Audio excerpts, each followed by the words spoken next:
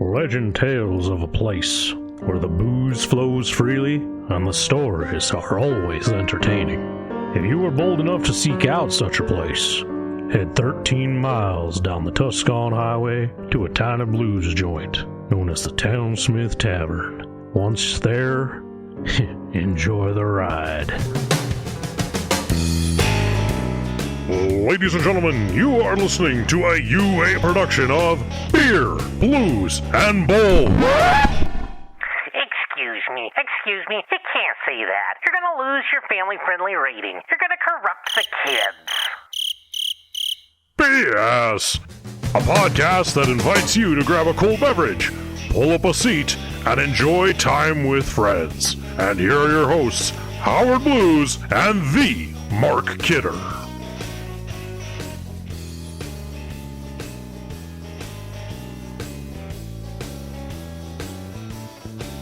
Good evening, ladies and gentlemen, and welcome to Beer, Blues, and BS, the pod for the people who have high discerning palates and love shows with a good mouthfeel.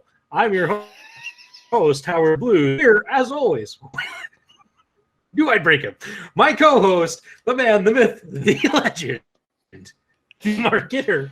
Kidder, how you doing tonight? You're gonna lose your family-friendly rating. Gosh. Well, and he's drinking again, the sacrificial beer. I am doing okay. And the reason I say I'm doing okay is, well, we'll get to it. We'll just leave it at that. I kind of feel like just diving right into it, since somehow made it back here to the KRDN studios. So happy to be back in the old neighborhood. Let's get right on into it and talk about, unless you had something else. Did you want to start off with anything? You know, I got a story. I do have a couple of stories about my week, but I'm okay. Let's jump to what's on tap. We need a beer. I'm thirsty. We need a beer to get to that. So this evening, I'm trying the Wild Ride 30th Anniversary Amber IPA from New Belgium Brewing. It is the special 30th Anniversary release, whatever that means. And did they actually put anything on here? Oh, gosh, it's a freaking IPA. So I was like, oh, it's an amber. Oh, no, it's an amber IPA. Wonderful. There are no tasting notes on here. There's no information about it other than the thing apparently expires in 2 days. So go for this. Open it up. Don't want it to spray all over. Oh boy, it's a little frothy. Oh gosh, I'm gonna hate this. It's not hot enough today for this crap. All right, here we go.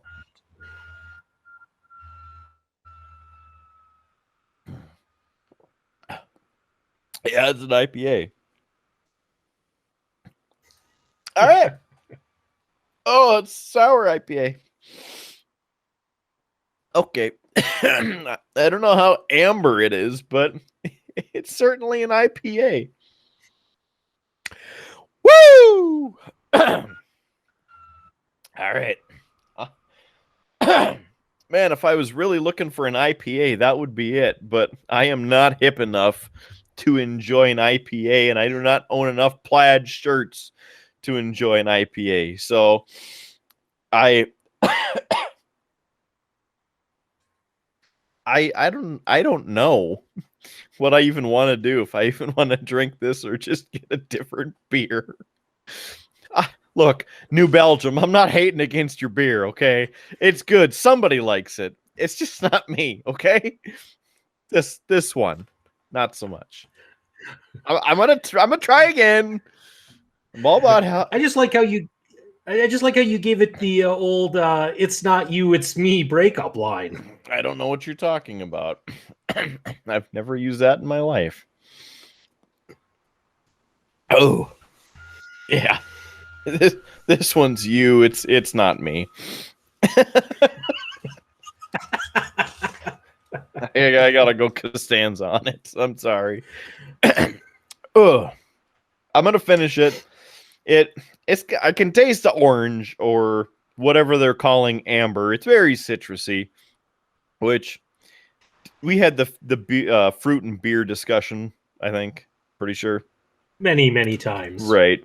So we don't need to go over that again. So oh, it stings the nostrils. I would almost choose that seltzer over this.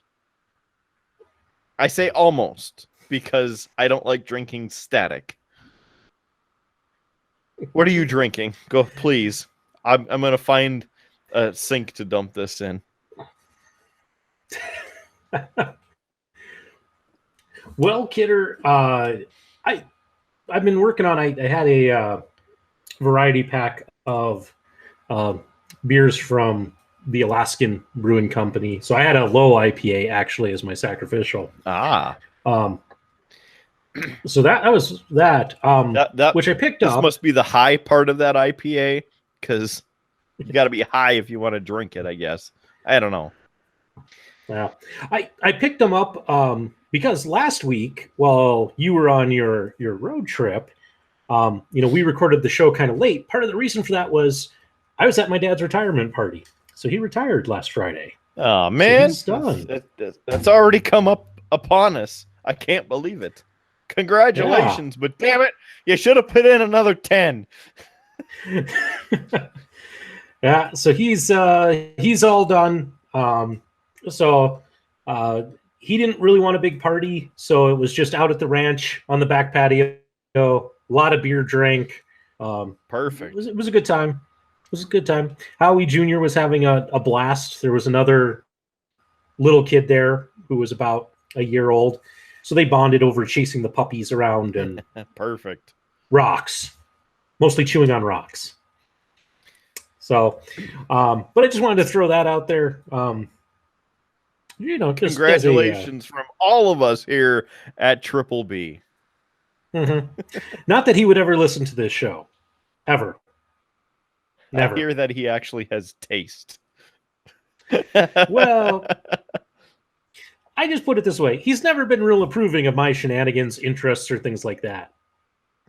And we know he that might we are enjoy full the what's of on shenanigans. Yeah, like he would enjoy the "What's on Tap" segment, probably, maybe. And if we talked about guns, maybe. Mm-hmm, mm-hmm, but the rest of it, he wouldn't waste his time on. So, anyway, long way for me to say tonight. I am having the 2001 Sierra Nevada Bigfoot, which is it is a barley wine style ale, which I've never tried before, but apparently they do a new batch of this every year. It has some kind of weird art to it, if I can hold that up.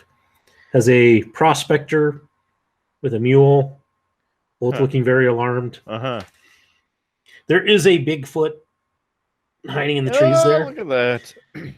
But they're looking just at the footprints. But, it looks kind of weird because at first glance, when I looked at this, it looks like the prospector is just bending over, and the dog's like, "Whoa, man, what are you doing?" I know times get tough, but whoa. Yeah. Anyway, on the back, the description they put in here: extreme in the 80s and a force of flavor today, Bigfoot is a timeless beast of a beer, forever tracked for its enormous malt body and sheer hop intensity. Drink it fresh or cellar each year's expedition to unleash a world of new flavors over time. So, and is that a 12-ounce bottle? It looked a little fatter than a regular bottle. No, it is a 12-ounce. All right. So, open it up.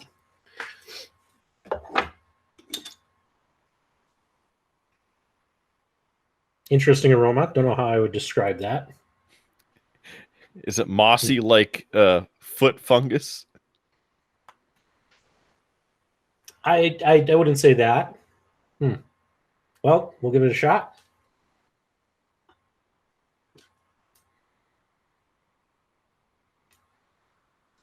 Oh, Kidder, it is rare that both you and I have disappointing beers on the same show. The look on your face. Is that about how I looked when I started drinking mine? Because it speaks volumes. Yeah. Oh, that's going to be a struggle to get through. And I enjoy a good kind of bitter beer, but this is not a good bitter beer. Bitter beer face. Yeah. Oh, that's going to be a struggle. I don't know if I'm going to make it through that can. I can't. So, if folks watching this, listening to us, if you buy us a beer, please do us a solid. Buy us a good beer. Thank you. We don't ask for much here on this show. Oh, come on now, Kidder. You and I might both want them to buy us a nice beer, but for content's sake, it's better if they don't. Fair enough. Fair enough. Yeah, because I know how, you trying to get me set up is, I know you want me to live the high life, but I don't really want to drink it because it's kind of like drinking one of those backwoods streams where they're dumping the urinals in. Don't need it. Don't need it in my life. Thank you. So, Yeah. Now that we've both been poisoned for the show, number one, how are we going to make it through the rest of the show? That's a big question I have. Well, Kidder, thankfully, I got a lot of crazy stories for tonight because, boy, has it been like an interesting month to say the least. But even just the last 24 hours, it has been kind of crazy and interesting. So last night, Lefty got home from work, and whenever she comes home from the hospital, she goes, takes a shower, gets all the germs off before she'll hold Junior. And so she was getting out of the shower. So Junior was, and of course Junior doesn't understand germs. So for him, it's just like, Mom, hold me, hold me, hold me, hold me. Why aren't you holding me? Hold me. So I try and play with him, try and entertain him. She was just drying off, getting ready. So I throw him on the bed like I usually do. We're playing on the bed. We had a few other things. And so I was kind of positioned myself on the edge of the bed to make sure, hey, he doesn't take a tumble because the kid's fearless, which is important to what's about to happen. So as we're playing, he somehow I can't recall whether he spit his pacifier over my shoulder and onto the floor or if he threw it. Needless to say, pacifier goes over me, and he decides, I'm going to go get this. And so the next thing I know, I have a diving toddler coming at me, trying to go over me to get to the floor to get his pacifier. Kid weighs a bit over 20 pounds.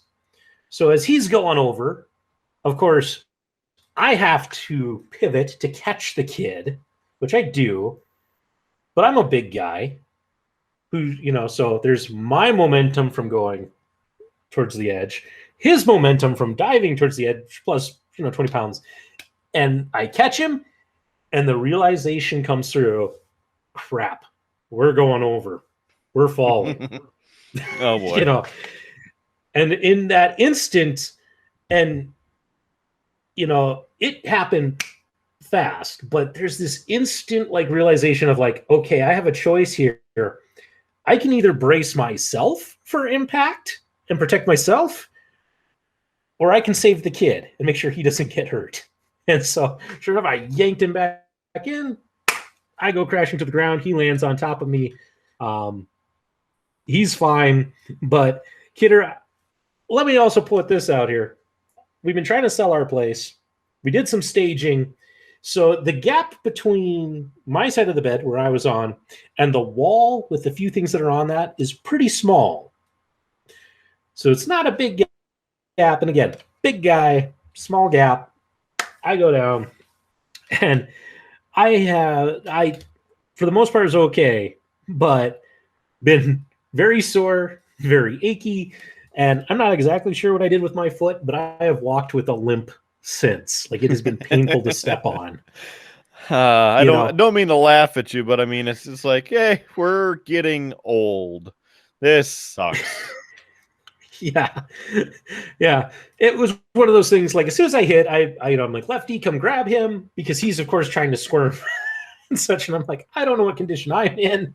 So she takes him, and she just get dressed. I'm still laying on the floor, and she's like, "Are you okay?" I'm like, "I think I live here now." So took some painkillers for my foot, just some Tylenol, and it's doing a bit better, but it's still pretty painful to walk on and such. So had that happen, have survived the whole day with a limp, and surviving that. But that's not the only thing that has happened in, as I said, a very short period of time. Kidder, as you know, we had some severe weather roll through North Dakota last night. And I know we were talking about this in the pre-show, that you didn't have your equipment up and such at your workplace to track the weather and all of that. And I know how much you like severe weather. Still had it right here on KRDN Eyewitness News 8 on our Twitch stream. We tracked it. It's a good time. So Kidder, as I said, I know how much you like storm coverage and all of that. I get a call at 8:00 this morning at work, and I actually had one of my sites got shut down by the National Weather Service. Like, they came in and said, "Hey, when I say shut down, it's not like they came in and said, 'We're closing you down.'" It was much more of a, "Hey, if you live nearby, go home and shelter in place. If you have visitors and such, I would get them gone." And so my site supervisor at that site took care of it. So this morning I knew, it's like, when he opens up, I'm going to give him a call, going to find out what happened. This is Fort Buford and the Missouri Yellowstone Confluence Center. It's up by Sidney, Montana, and Williston, where a couple of tornadoes did touch down and such. Including a wedge tornado. It was a very wide tornado, one of them, that was in that area. Yeah, so I had it on my list to give him a call. But I got a call from a different site this morning. And it was a site supervisor of mine who is actually on vacation. And this gentleman, he only calls when there's a problem, right? Oh, like, boy. He's been there a long time. He knows what he's doing. Like, I have full faith in him. He's very good at his job.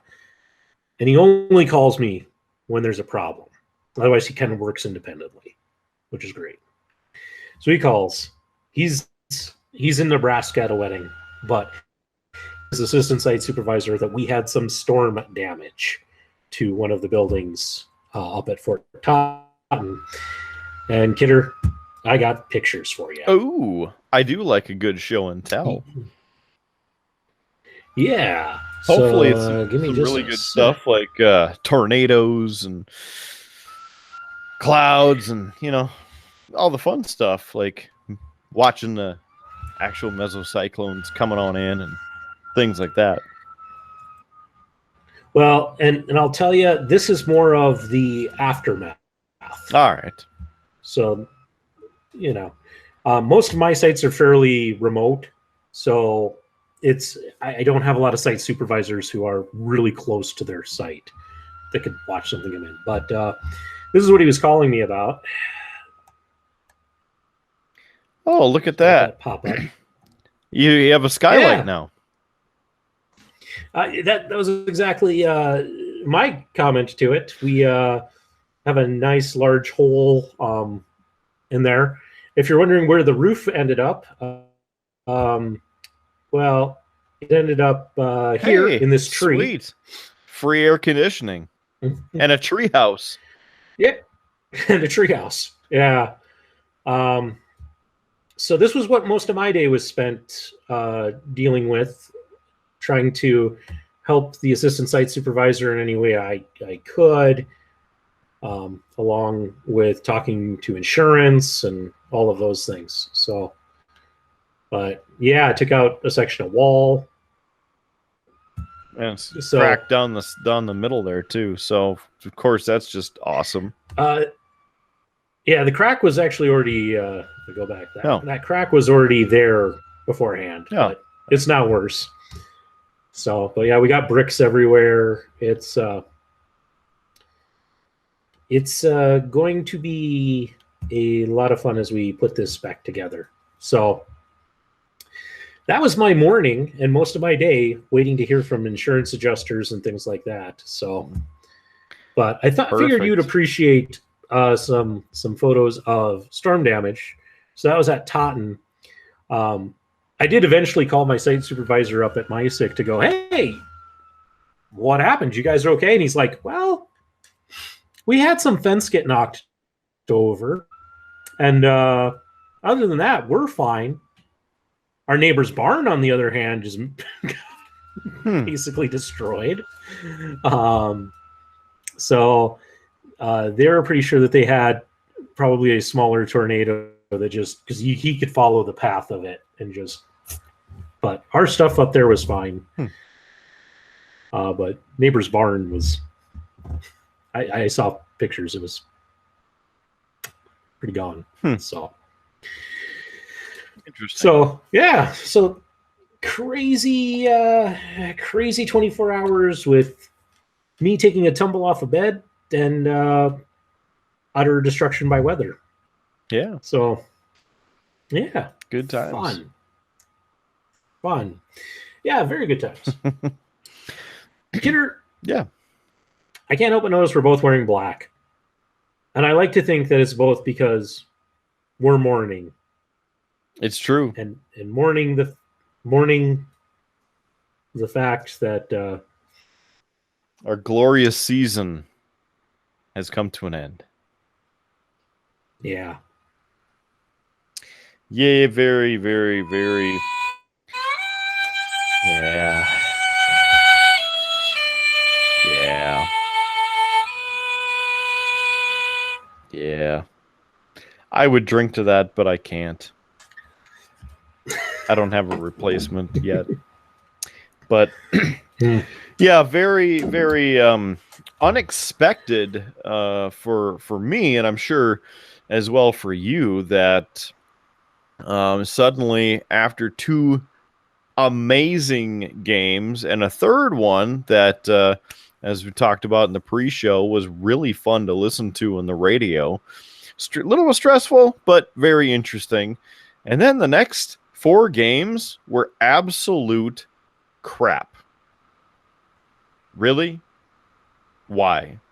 I don't know. Just oh, it's coming back. Yeah, it's absolute crap. Excuse me, by the way. I just don't get it. I don't understand.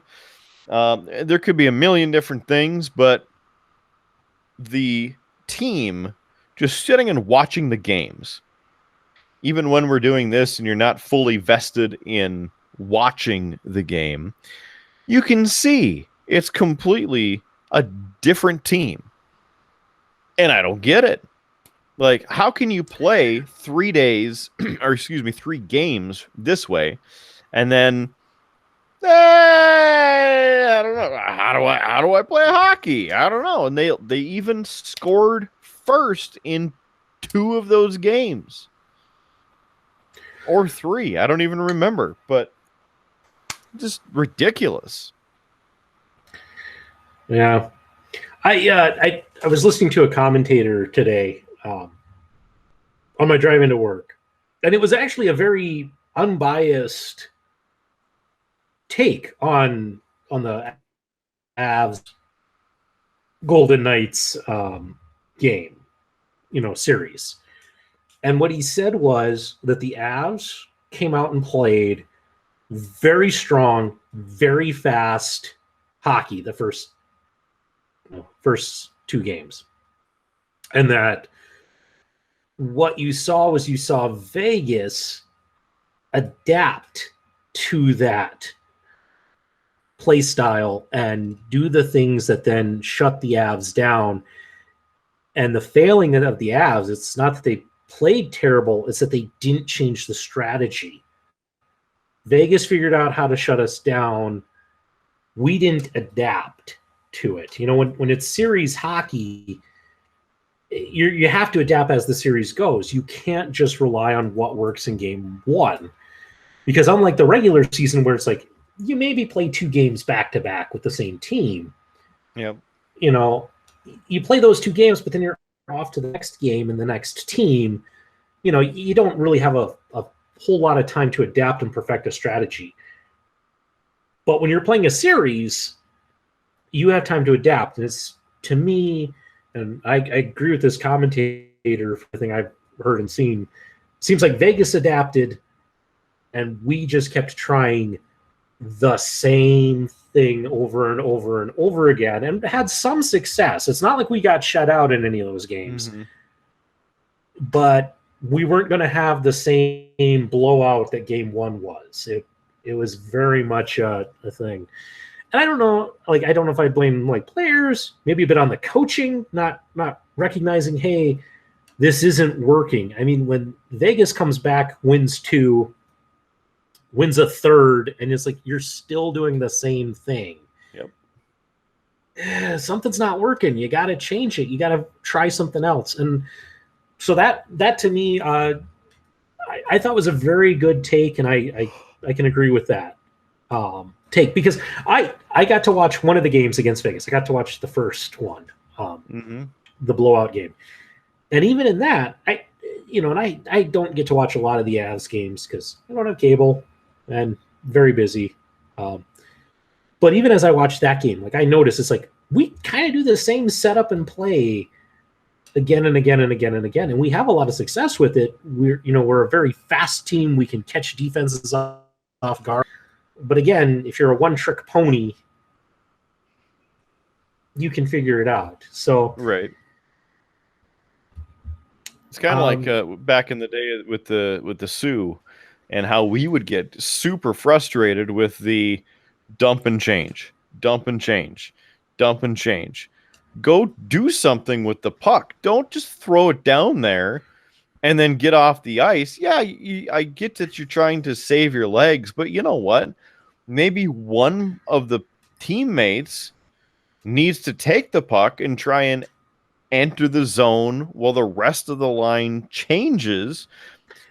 You circle back, get a shift change completed. That other fresh player comes.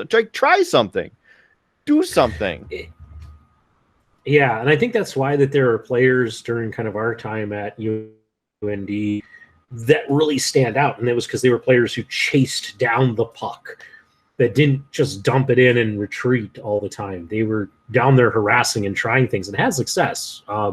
Players like Zach Parise, players like Rocco Grimaldi, still one of my favorite players at UND. Mm-hmm. Yeah, because that's what they were doing, right? They were down there. They were being aggressive. They were going after the puck, and they often scored on that. And I just, very gritty. But I agree with you. You have to look and go, this isn't working. Let's change. And that's where I think the Avs failed. I still think we had a great team. We had strong players. We were scoring goals. You just got to figure out how to play playoff hockey, if that makes sense. I think we got regular season hockey down. We got to figure out playoff hockey. And I think once we do that, we stand a good chance. So yeah. And I sure hope so. I mean, it's always next year's our year. Well, I mean, I'm not going to say next year is our year. It could be.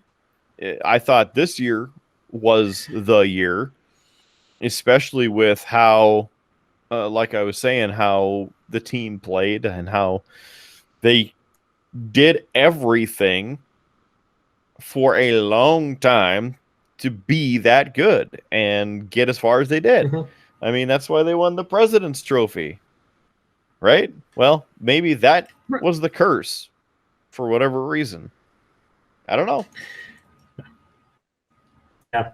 Well, I still think we'll be pretty decent next year. You know, Joe Sakic has done an amazing job of building the current Avs roster. I think he's going to just continue um, to do well with that. So A lot of people are hating on Gerard for taking bad penalties and errors, like a lot of errors and whatnot. You know, I don't know if it's specifically one person to be the sacrificial lamb because the Av season is over. There's a lot of players who are a lot at fault, and the coaching staff. I mean, it's not just one person or one player. You got to focus on Yeah. hockey. You got to focus on your strategy. You got to focus on how can you continue to do something that's going to get you to that next step, not just survive a game or a period and have 20 goals against. I mean, it was completely opposite from what the regular season was. And I saw a couple of the comments on the various social media pages too, kind of poking fun, but maybe you should pay more attention to hockey instead of the woke things that are out there, like what month it is and what celebration that it needs to be.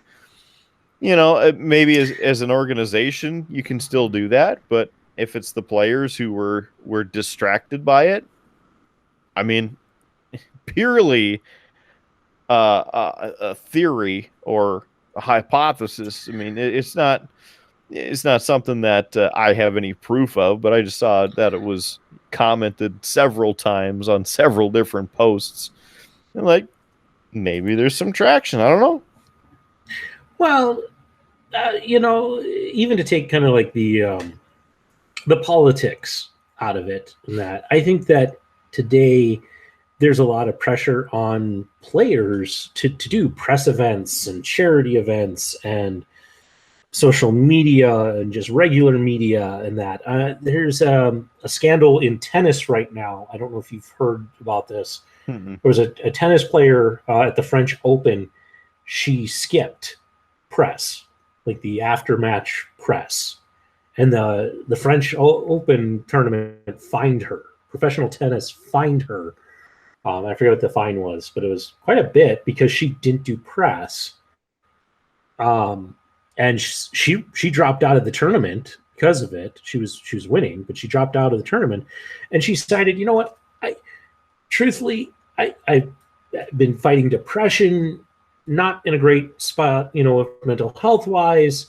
I'm sorry I skipped press, but I need to focus on me. And of course they're all like, well, no, you're contractually obligated to do this. And I think that there's some of that in, professional sports, regardless of the sports, where there's so much pressure to do media and charity events and all of that, that stuff is great in the off season and such. But like when you get to the playoffs, it really should just be like, we're going to be focused. We're going to be focused on the game. We're going to be focused on our strategy. We're going to go in and look at what we need to do. Mm-hmm. So regardless of the political side, I would agree with you. I think that sometimes there's just so much of that. And truthfully, Kidder, I think you, like me, we go to things like sports and TV shows and movies for escapism. They get away from world politics and messaging and things like that. And I think sometimes there's just too much focus on that. And it might just even be like that they're Avs, I'm just going to pick on them for a second, but like that their social media team, it's like, well, this is something we can run with. We can do a bunch of da-da-da-da. And so maybe it isn't the players being focused on that, and it's just, the social media team making it seem that way. Mm-hmm. I don't know. Without going back there and seeing like how does the Colorado Avalanche organization run on a regular basis, I couldn't tell you. This is all hypothetical, but Right. I do think that we're seeing more and more politics and sports and such. And I just, if I want watching hockey, I want to watch hockey. If I want politics and news and all of that, I have my sources of that entertainment and information, right? I have that. Mm-hmm. And I go to because I want to just watch a good hockey game. I deal with that all day basically. So, when I want to watch a hockey game and whatnot, or want to watch a movie, like, okay, maybe you can have a little bit of political intrigue or something, but a sporting event, play the damn game. Just play your sport. Let's watch a game. Let's honor this country or whichever country you're in. Play the sport. Try to win. If you don't win, try again next time. Go off the court, figure it out, practice, and get your crap together.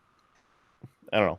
Yeah. Movies are a little bit different because you have stories that you can get away with, the political intrigue, mystery, conspiracy theories, thoughts, and live in the fictional world and whatnot. But again, it's an escape. It's not, yes, yesterday at the White House there was a press conference, and this was said because the right-wing media demands that this information be shared or not shared or censored or whatever. So, yeah. Yeah. I get that movies are different. I think what I mean by that is, like, you see all of this traction, like, right now, especially after the George Floyd incident and such, where there was stuff where, like, the Academy Awards, which I'm not a big fan of anyway, but they're saying things like, well, to be a best picture, you have to have all of these stipulations. You have to check off all these boxes. And I just, I'm seeing people who are no longer getting cast because it's like, well, this character that you're playing is technically this race. And even though you're a voice actor, you should be the same race. I'm seeing that sort of stuff. And I just, like, sometimes I just want to watch a show and I don't want to have to think about the voice actor behind it or, was the production crew on this show, a diverse production crew? I don't know. If I'm watching media, I just want to enjoy that. That's having a kid. I don't get to watch a lot of TV and movies and things like that. So I just want to enjoy it when I can. And I don't want to have to have a message thrown at me. Yeah. That's me, unless it's a political thriller, and then yes, sure, fine, great. But a lot of stuff I'm watching right now is not political thrillers. No? What? So, are you watching a documentary or something, or what do you got? What do you have going on? So Kidder, I'm Lefty and I started a new series. It's an old series, and you might actually enjoy this series. It's called Documentary Now. And it's done by a bunch of SNL, Saturday Night Live alumni and such. And it's them doing parody documentaries.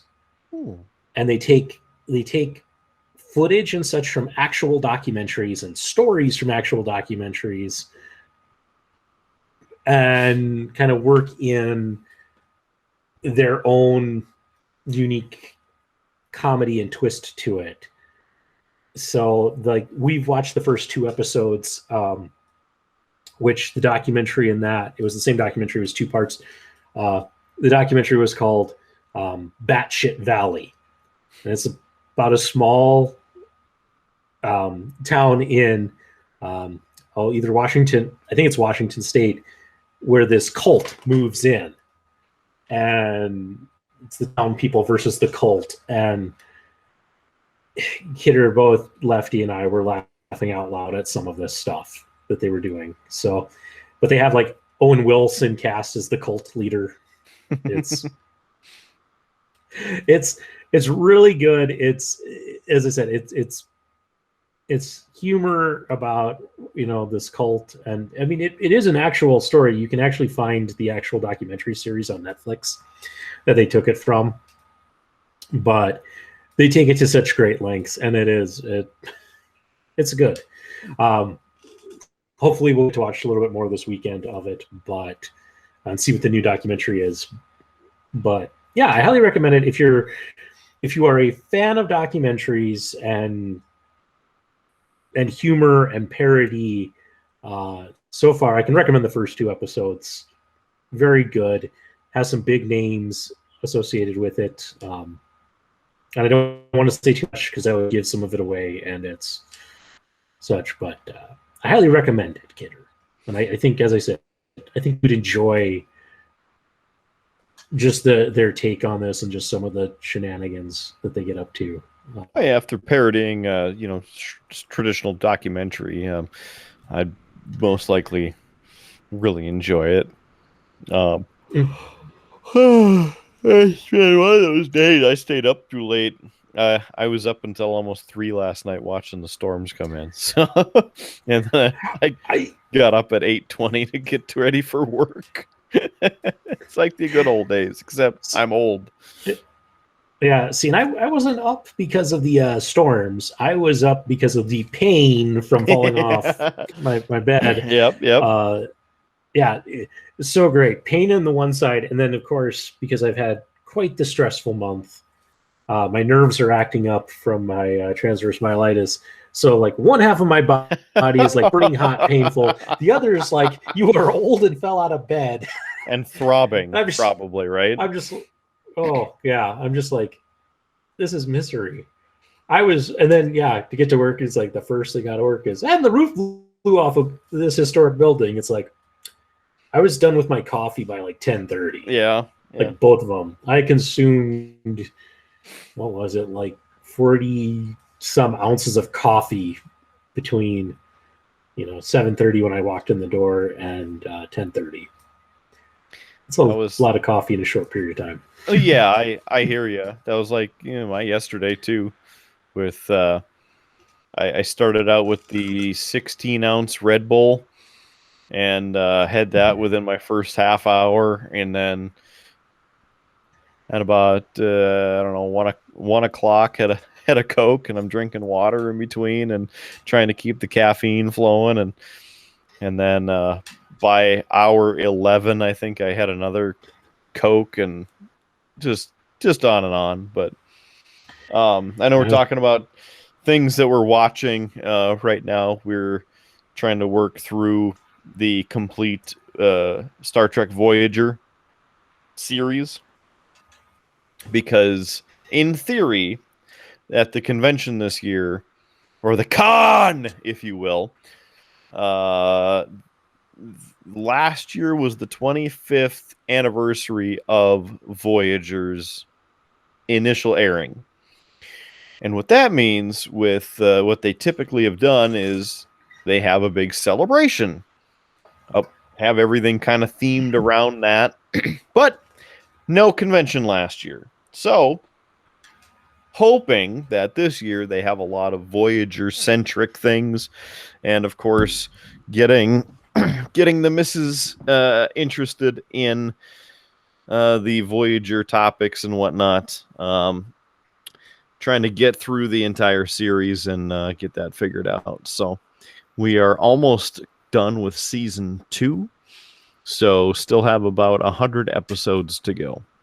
Of course, the con is in August. The week of the 15th. So, a couple months to go. So I think we can try and we can get it. We'll get there. We'll do it. I'm sure you will. I'm sure. Other than that, haven't had much time for television with the road trip coming back. I vaguely remember some pieces of watching Monday Night Raw and last week's Friday Night SmackDown. because I think I made it through both of them in 20 minutes or so. That's something else too that we didn't get to talk about was the other superstars who were released, like Braun Strowman and Lana and Aleister Black. Who else on the list am I missing? Because I think there were about 4 more.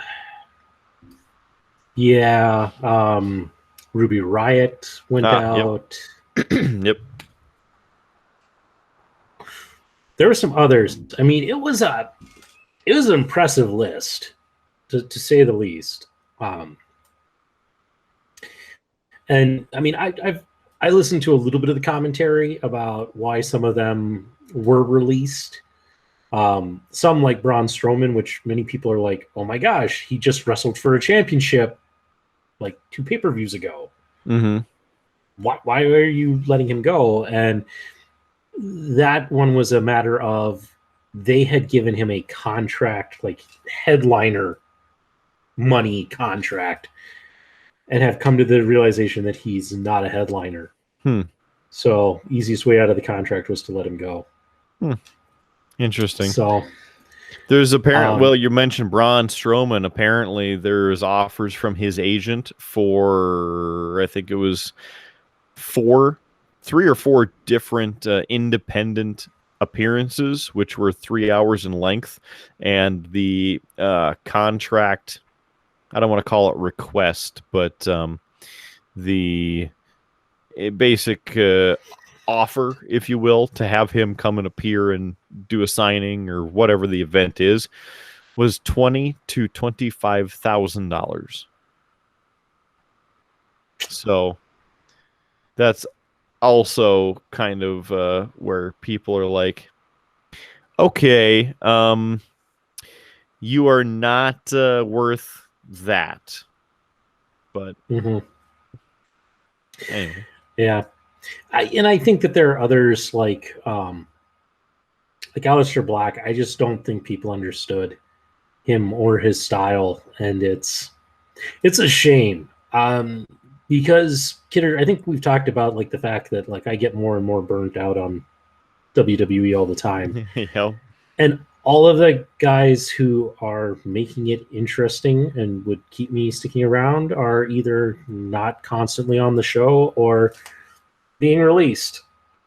And it's just enough where I'm like, there is like, I just can't find anything to hook me in for me to go, yeah, I want to see that. I at least want to see this guy wrestle. More and more of them are getting the boot. And so it's like, oh, yep. And that's why a lot of people are staying on NXT as well, I guess. That was part of the one of the articles that I had seen the other day on that as well. Like, okay, well, since all these people are getting booted or basically stuck doing nothing, well, we'll just stay on NXT where we're having a good time and actually have good writing and good feuds and are doing good things and have a lot of attention. So yeah. I get it.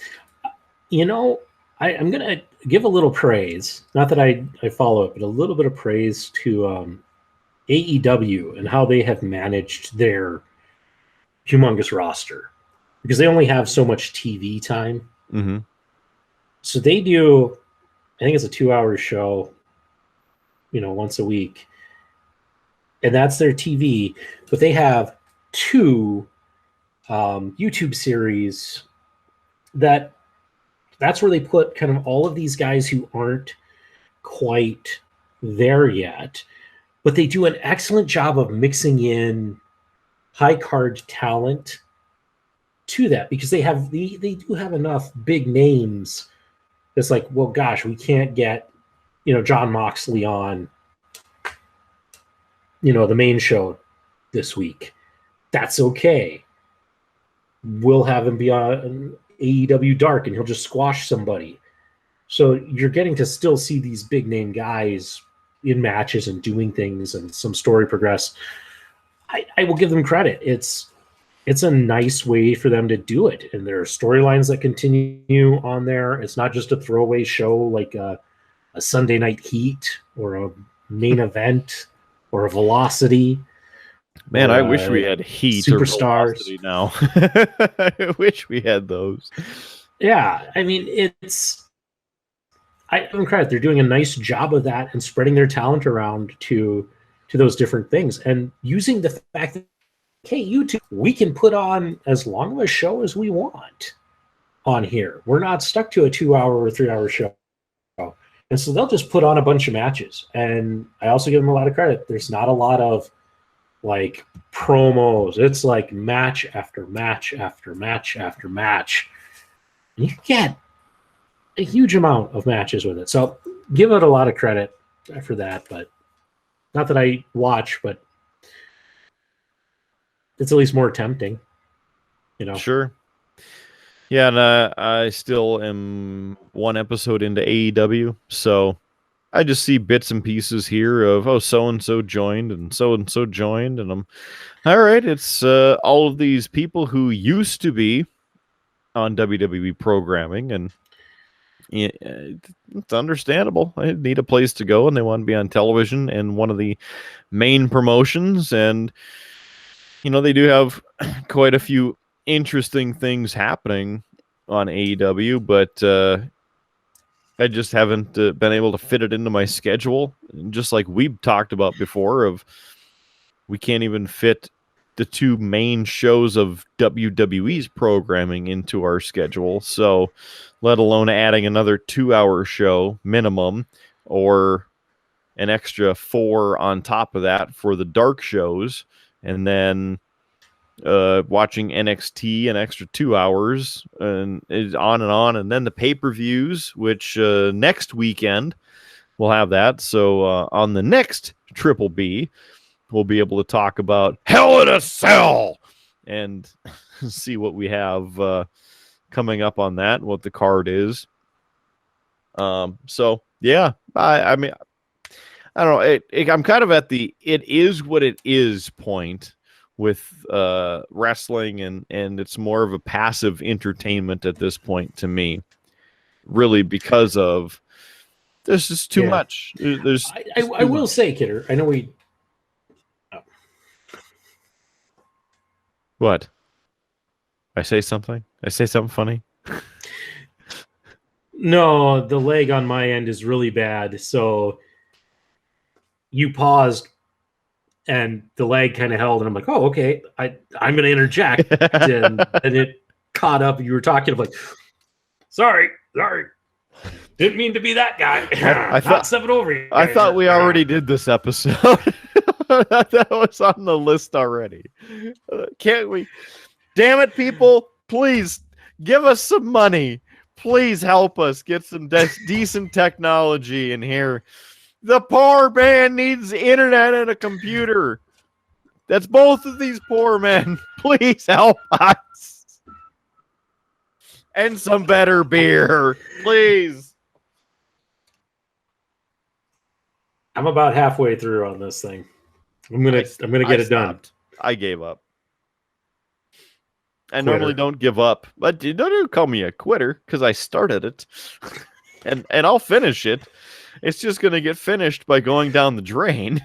So I'm not a quitter. The can's getting emptied one way or another. This would be the first official tap out on Beer, Blues, and BS.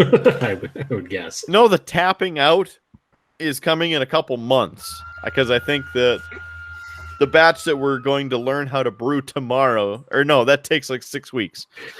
We'll figure it out one of these days. So that'll be the official tap out.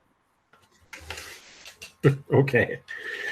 I was going to say, Kidder, have you ever watched Dark Side of the Ring? No. It's a documentary series on Vice. I have not. I would highly recommend checking it out if you can. It's kind of a deep dive into the darker side and stories of professional wrestling. I saw there was recently, or the latest one was about China.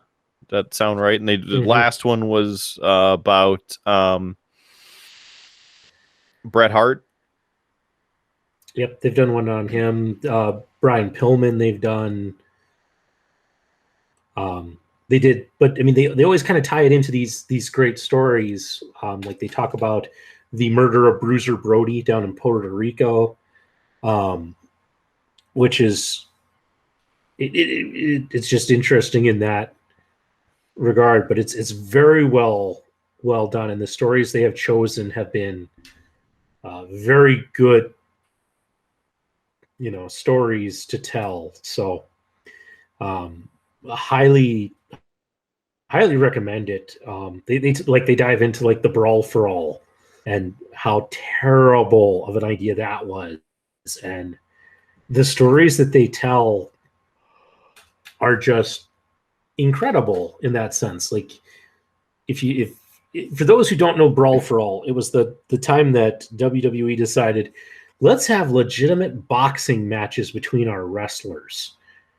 And they just it was terrible, like the whole thing, the way it worked out, and no good came out of it. But there's some great interviews with people like Vince Russo and Cornette and such. So highly recommend it if for those who are interested in kind of this deep dive. Stone Cold, one of your favorites, features pretty heavily in the Brian Pillman story. So, but really good, really excellent series. It full of true crime and mysteries and all sorts of things. It's pretty phenomenal. So. Fair enough. I recommend it. I'll add it to the list of things that I'll get to by the time I die. I hope. Yeah, I haven't seen all the episodes. I've caught them here and there, but really good for somebody or anybody who just wants to learn like more about the stories that aren't always told or known. Or fully fleshed out, especially if you're just a casual watcher or if you know nothing of professional wrestling.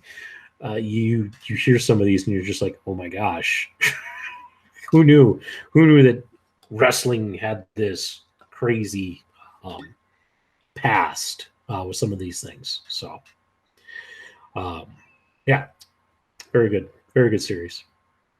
Well, speaking of sagas, I understand that you've had a little bit of a, shall we say, drama in the home selling, home buying, whole finagling back and forth thing. What's your update for us on that? Well, Kidder, this is a saga. This has taken more twists and turns than I ever expected. Okay. Mm-hmm. So to tell the story and get the audience all caught up, Lefty and I, we put our place on the market, had showings one weekend. You and I took the weekend off. We didn't record a show because trying to have this podcast set up, wrangle a toddler, keep the house clean for showings, I asked for forgiveness and like, can we just skip a week? Because I can't do all of that.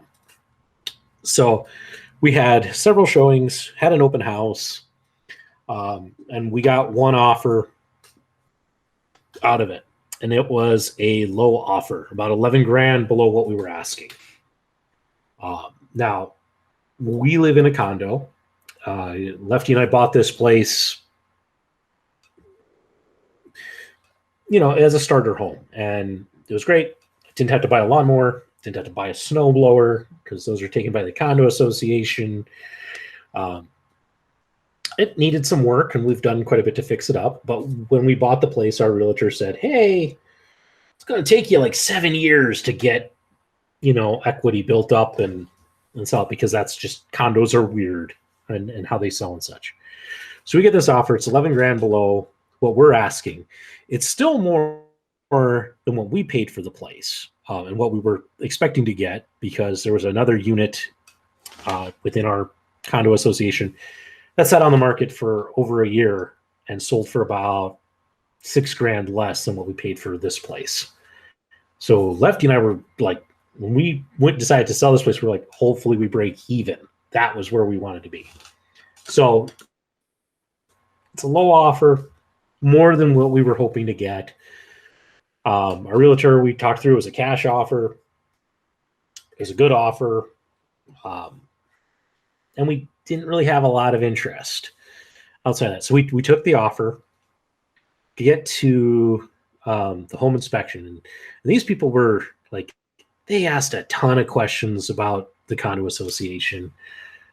Like, it was kind of annoying in that because we provided all of the condo association bylaws and such. It's like, well, read through it, do a control F, do a little bit of searching, So trying my hardest to answer all these questions and be very accommodating. And we get to the home inspection and we get wind from our realtor that, well, the buyers, they got a list. And it's quite the list. And Lefty and I talked about it before we saw the list, and we came down $11,000. We're not fixing a damn thing. We took this low offer. So we get the list, and of course, when we get the list, it comes with a lovely text message that says that they want us to fix all the things, or at least part of the things on this list, and they're prepared to walk. And I look at this list, Kidder, and this is the most list of piddly stuff. They wanted us to clean the gutters. I'm not cleaning the gutters. They wanted, down in my basement maintenance room, which is over here, there's a floor drain, right? And the cover had rotted off. And so we've never replaced it. It's to buy a cover at Menards. But they wanted us to replace that. They wanted us to redo all of the grading between our unit and the unit next door, which isn't even in our realm of stuff as a condo association thing. So it's this long list. It's like 14 different items. Item number 14 was remove childproofing. So Lefty and I, and I will say, my realtor told them, and their realtor told them, hey, you gave them a lowball offer. They're most likely not going to fix anything. So, yeah, Lefty and I wrote back, we'll remove the childproofing. And that's it. Because you were anyway. So they walked. Yeah. So they walked. So that was Memorial Day weekend. They walked. So Lefty and I spent Memorial Day weekend returning the house back to Show Estate. We had to drive around and collect all of the plants we had borrowed from people such as yourself, and it had already returned. We brought them all back, got it all set up, got it done in time for on Saturday of Memorial Day to show the house at 6:00. The house gets shown, and we get another offer, and it's a better offer, closer. It's about $2,000 off of our what we were asking. So good offer. And we were excited because in between, or after the first offer, we went out, we found a place that we wanted to buy, we made an offer, and we're contingent on selling our place. So the fact that our deal fell through meant that we could possibly lose this place that we want to buy. So we get this new offer. Seems to be going well. They do the inspection. We don't hear anything back from the inspection. And 2 days after the inspection, this gal who was buying or was going to buy our place, brings in a contractor. And this would have been last week. So last week, Friday. Brings the contractor through to talk about renovations that she wants to do to this place, which is fine. Everything seems like it's going well. I get a call from my realtor Friday afternoon. She goes, I want to tell you something. Apparently, while this gal was here with her contractor, She walked out by our driveway. There was a little, like 6-7 inch garter snake that scared her. And as they went around the house into the backyard, there was a bigger garter snake. So she was freaked out because of these two snakes. Really? There were snakes at real your int- place? Yeah. Now, Kidder, I've lived at this place for over 6 years. I have maybe seen a garter snake twice in 6 years. It's a garter snake. And I say this incredulously. I do not like snakes. I am terrified of snakes. I hate the squiggly little bastards. Okay, to give you an idea, when I worked out at the chateau and I managed the Chateau de Moors in Medora, one day I was driving the golf. We had a golf cart that we used to help guests who couldn't walk the distance. So I had driven a guest and I was returning the golf cart, and when I went across our bridge up to the house, there was a snake on the road. And so when I got up there, the my staff person who was going to lunch and was walking back, I said, "Hey, just so you know, there was a snake on the bridge." She's like, "Okay, fine." Goes off. One of my other staff goes, "So did you hit it with the golf cart?" I'm like, "Did I hit it with a golf cart? No." When I realized it was a snake and it was squiggling away, all I did was go, I hate the squiggly little things. So I don't like snakes, period. Not a fan. But they're garter snakes. They're harmless, right? This gal was so freaked out, she canceled the deal. Oh, awesome. Yeah. And because we hadn't seen and she hadn't asked for anything from the inspection, she cited the inspection as the reason for canceling the deal, so she gets her earnest money back. Even though it was because of a pair of snakes. Let me just say, Kidder, I don't like snakes, but those two wiggly bastards are no more. I found them. Yeah? And they both took a shovel to the head.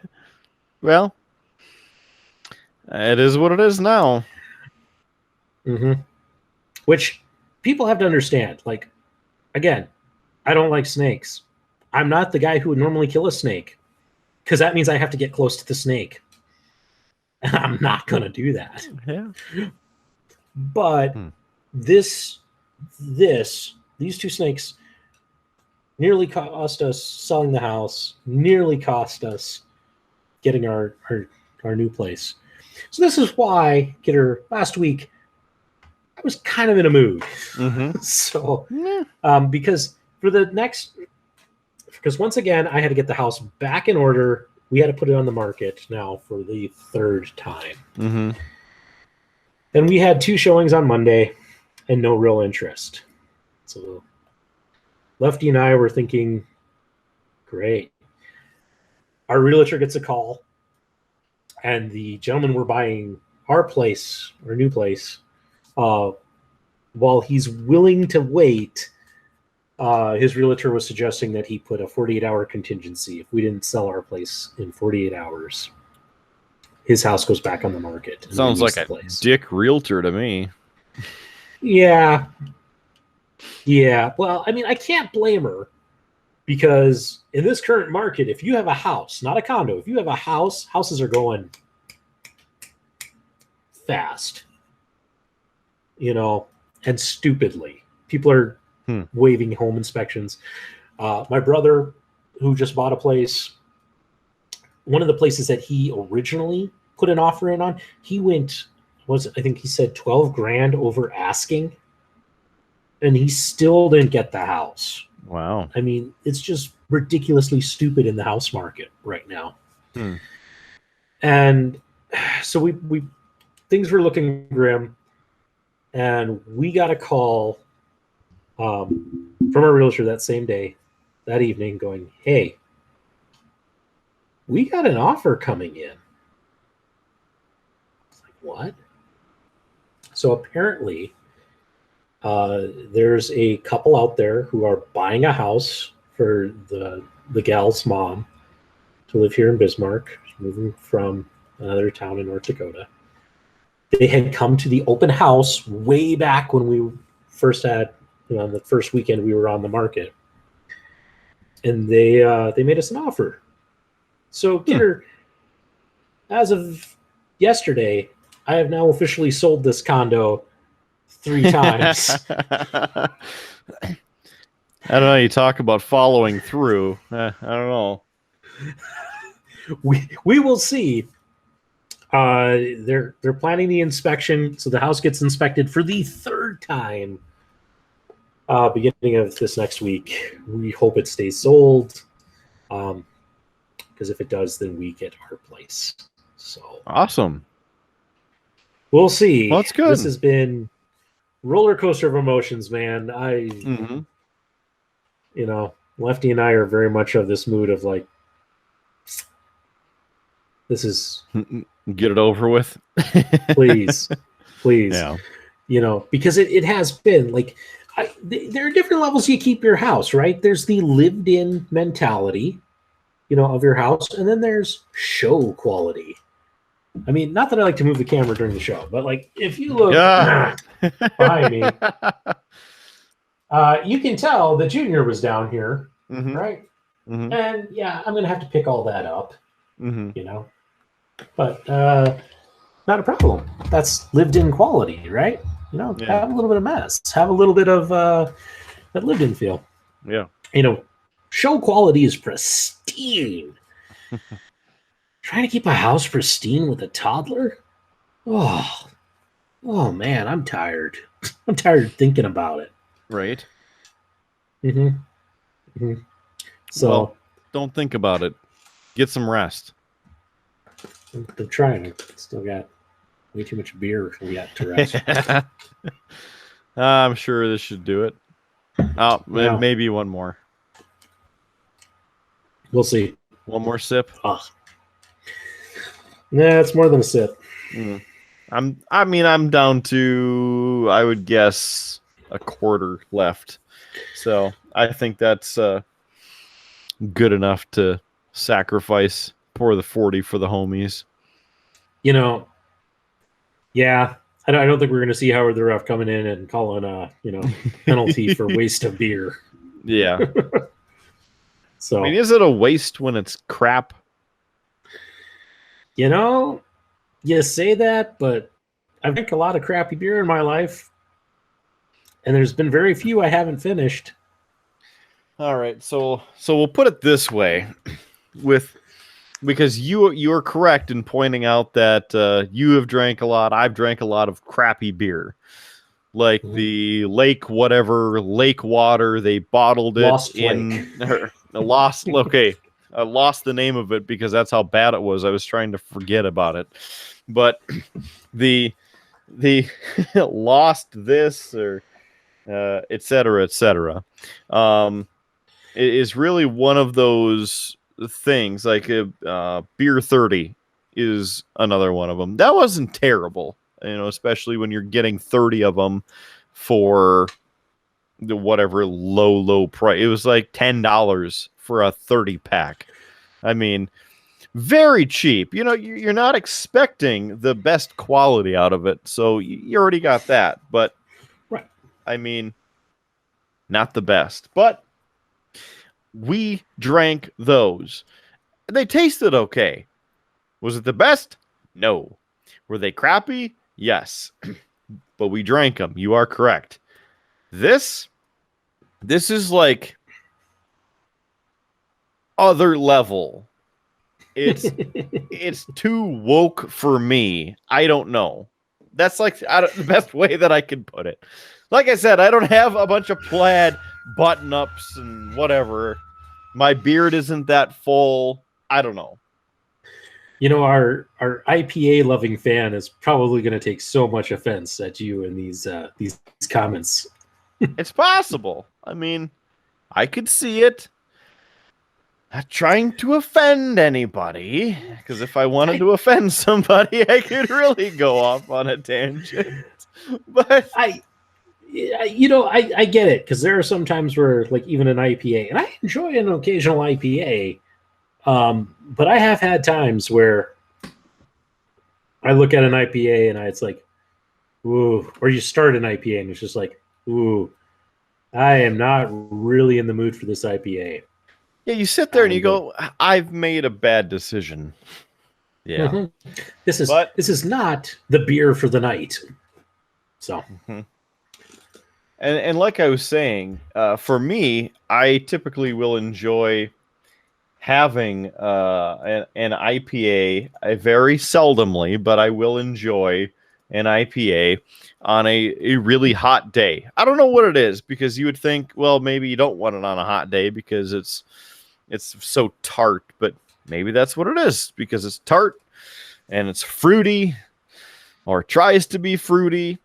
I guess I really don't know, but yeah, that's wasn't hot today, so I don't know. Yeah.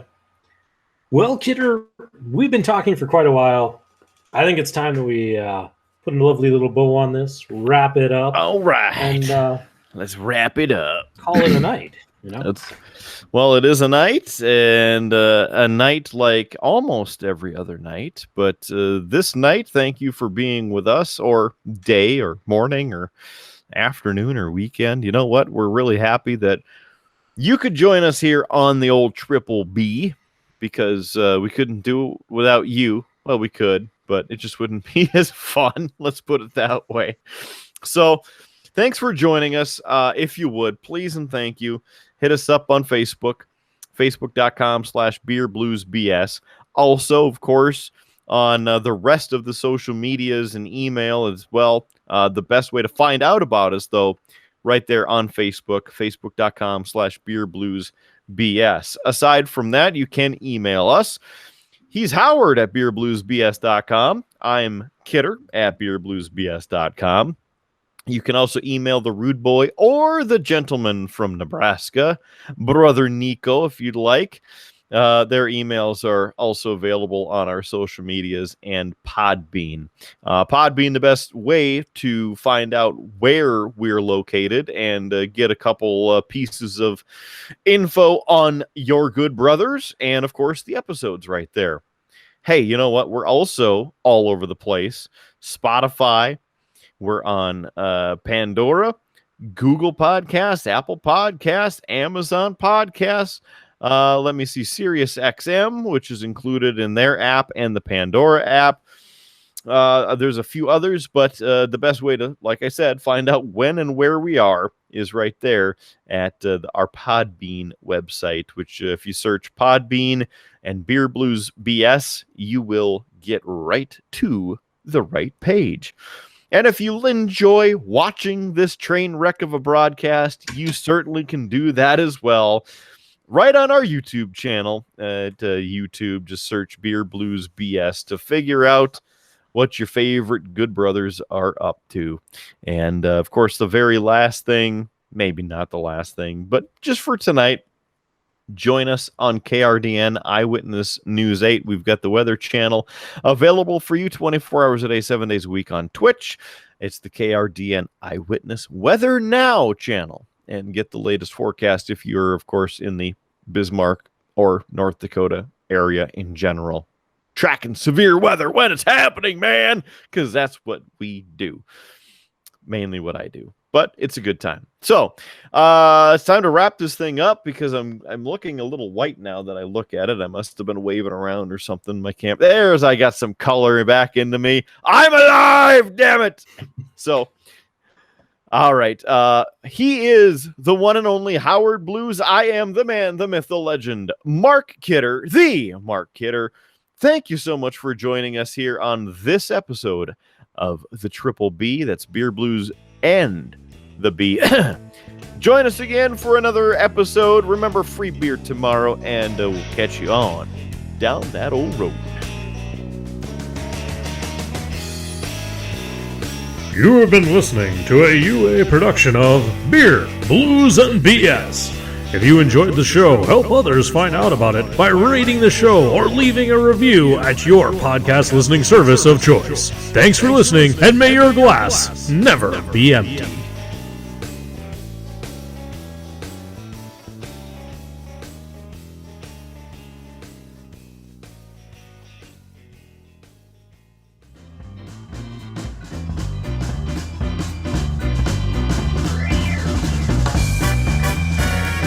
UA Productions presents A Glimpse Behind the Curtain.